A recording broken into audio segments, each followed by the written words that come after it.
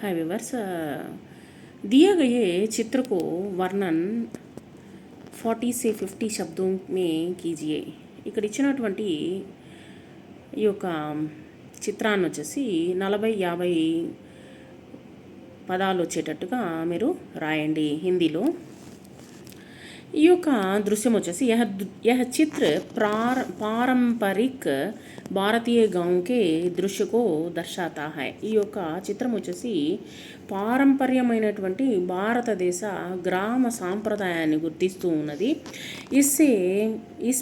इसमें एक వ్యక్తి बैलों की मदद से बैलगाड़ी चला रहा है।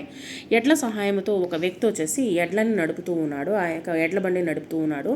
इसके पास कुछ ग्रामीण महिलाएं और पुरुष पैदल चल रहे हैं। కొంతమంది వచ్చేసి గ్రామీణ ప్రజలు, ఆ యొక్క గ్రామీణ స్త్రీలు, తర్వాత వచ్చేసి పురుషులు వచ్చేసి నడుచుకుంటూ వెళ్తూ ఉన్నారు।